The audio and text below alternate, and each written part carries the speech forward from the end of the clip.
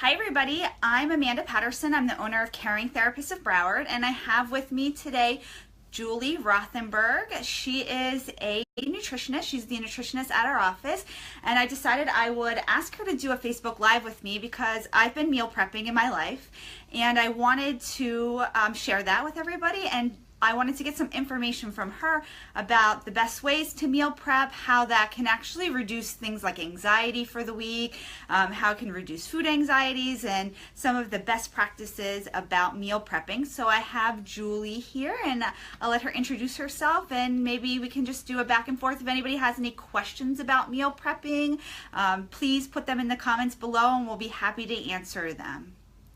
So hi everyone, as Amanda said, I'm Julie. I'm a dietitian here, and I have my company as a part of Caring Therapists of Broward called Julie Energy Nutrition. And right now I would love to share with you a little bit about meal prepping. So one of my main suggestions is to make sure that my clients are having balanced meals, meaning that they're having protein, carbohydrates, and fat at all three meals. And what I do think that helps people to be the most successful is that on the beginning of the week, or at least at one set time per week, that you go to the grocery store and you buy yourself a bunch of different options from each category and have them available at all times. So yes, I've recently been doing a little bit of my own research about macros and about the importance of not just, a lot of times we're taught to calorie count, right? Like count your calories, count your calories. I know you don't teach that because you do intuitive eating, but that's a big adage in the dieting world, in the health world, is count your calories. And I've learned counting my macros is just as important, and making sure that I get enough protein. I'm a vegan, but I know that's important for people who are working out, and people just in general need to have enough protein. And so I've learned a lot about that, and probably like most people, when I actually start tracking my macros, I definitely eat way too many carbs. My percentages of carbs are always a little high. Well, that's what's interesting, is that everyone gives carbs a bad rap, but it's not really the carbohydrates that I'm so concerned about. It's the fact that we eat way more portions of carbohydrates than what we need. That's actually the same with both healthy fats and proteins as well. If you're incorporating all three onto your plate at each meal, now you're able to fill up on all three macros and hopefully not overeat on one specific macro. So can you give us an idea of maybe what some healthy carbs are, the kind of carbohydrates you recommend? I'm assuming you're not recommending that I eat some kind of vegan tofu as my protein, and then for my fats I can eat avocado, and then I can eat a ton of chips, right? I know that's not what you're recommending. So can you tell me what maybe you would recommend as some carbohydrates? Sure. So complex carbohydrates would be ones such as sweet potato, quinoa, brown rice, whole wheat pasta. I really like Ezekiel bread. Okay, I think that all of what those things have in common are that they're full of fiber, they're full of nutrients, they're less processed than some other sources of carbohydrates like chips. Yeah, my weakness is chips, and so yes, I know I can't fill up completely on chips. And so when people are meal prepping, are you suggesting that they really just focus on those three areas? And is there a percentage you recommend, or a portion quantity? I mean, I know everybody's body's different, right? Sure. People who are bodybuilding are going to be eating very different than maybe people who are trying to lose weight, or different things. But are there sort of some general guidelines that you can share? Sure. So in addition to all three of those macronutrients, I do have to point out that we need vegetables. So vegetables are in their own category, and you always want to supplement all your meals with vegetables. And I'm a really big fan of eating the rainbow, so making sure you're getting peppers and greens and tomatoes, and making sure you're really thinking about it in terms of how many colors did I eat today. As far as exact amounts, I do believe that everyone has very individualized nutrition needs, but as a rule of thumb, you can use the plate method, which you take your plate, and maybe if you envision a round circular plate, and cut it in half. Make half of your plate non-starchy veggies. So all of those broccoli, Brussels sprouts, cauliflower, peppers, onions, mushrooms. So half the plate are those.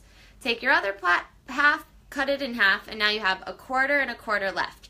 So use a quarter for carbohydrates and a quarter for protein. And now you have a little room on your plate to sprinkle in a healthy fat serving, and there you go.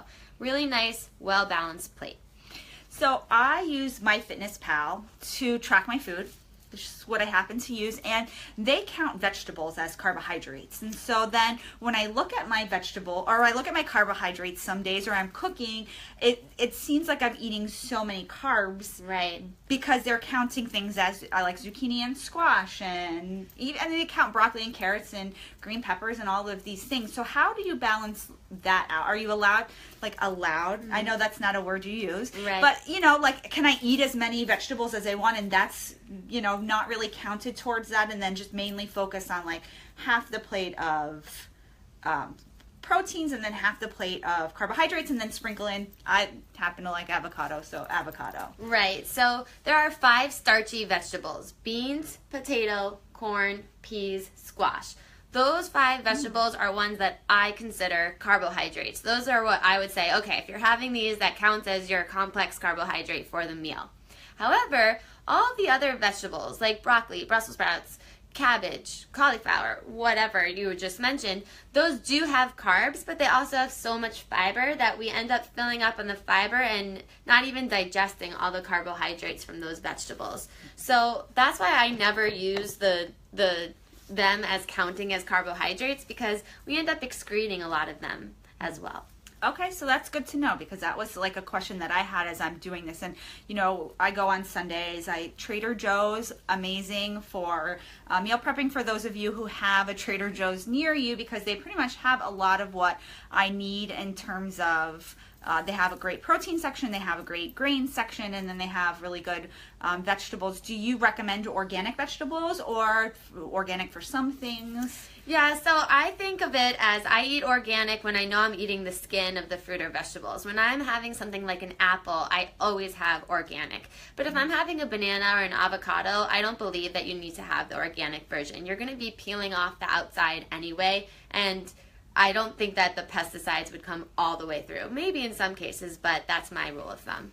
Okay. And so do you recommend that people meal prep on Sundays, or they can meal prep on whatever day works for them? I guess Sundays make sense because it's the start of the work week, so that's where I find it helps to reduce even anxiety for me. I already know what I'm going to eat during the week. I already have everything prepared. I can maneuver. Today I had a work lunch, and so I didn't meal prep. I only meal prepped 8 meals or whatever for the week instead of 10. Right. And so how do you suggest people maneuver that? If you follow a traditional work week from Monday to Friday, I think that making sure that you go to the grocery store either Sunday night or Monday to buy your week's worth of groceries will set you up for the biggest success.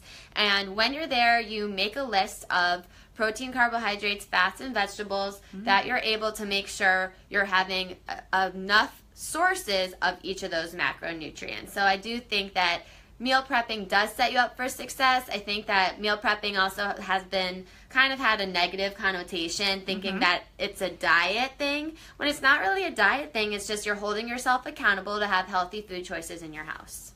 Yeah, I know I found meal prepping had just, again, it starts me off fresh. I know what I have to do on Sundays. I have to go to the grocery store. I actually maneuver my life sometimes around that as well. And what about people who have anxiety about just hearing the word meal prepping, or going to the grocery store and not really knowing, should they be eating quinoa, or should they be is white rice okay?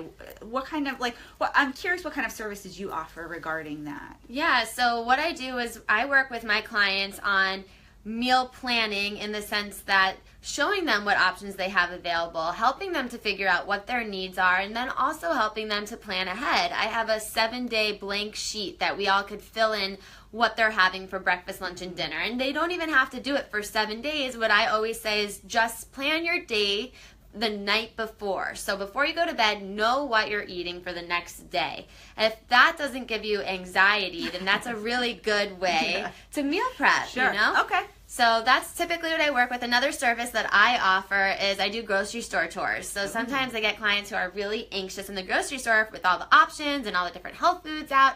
And it's a really fun day. I take my clients all around all the different aisles, and we kind of investigate what they've been eating, and I show them some really great things to add to their own grocery list as well.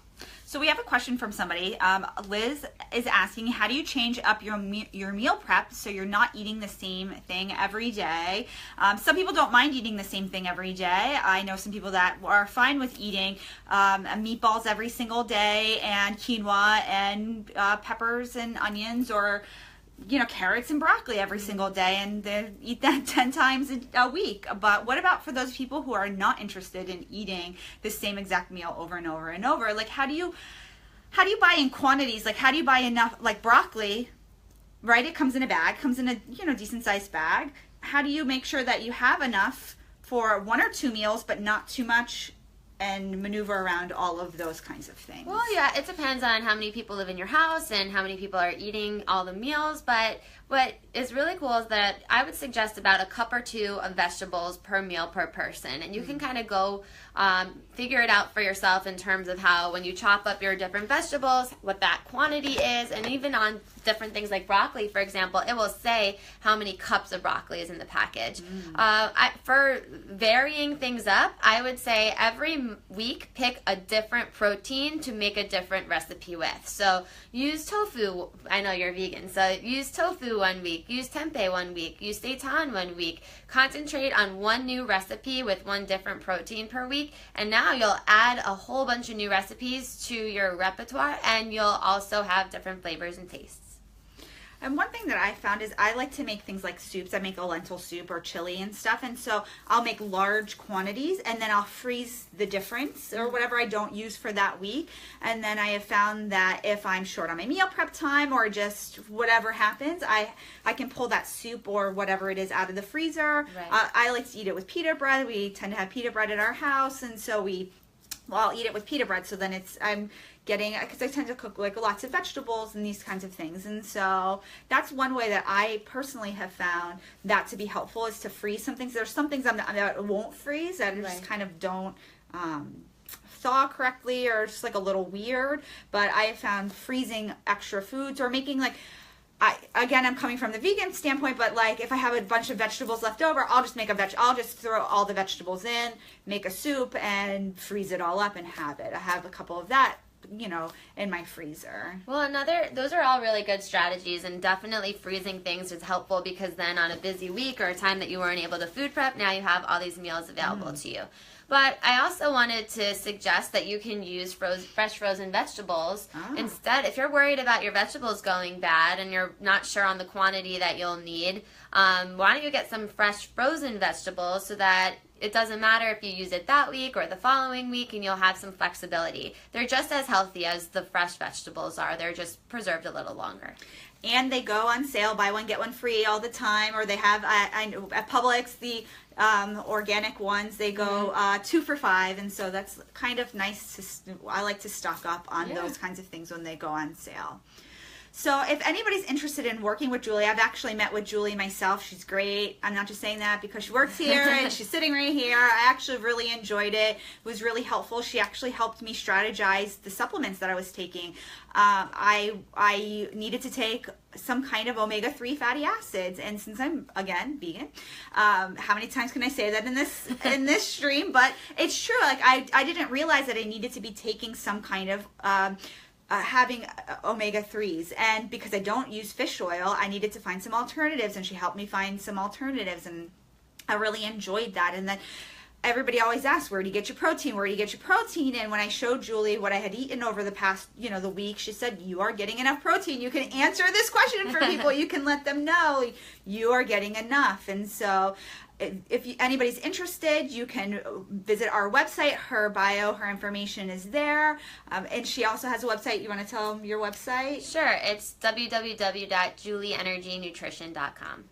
Thanks for watching, and if you have any other requests for some live streams with Julie, let us know. We're going to be doing this on a more consistent basis, and I want to thank you for jumping on. I know this is impromptu, but I loved it, and thank you so much. Bye, everybody. Have a good day.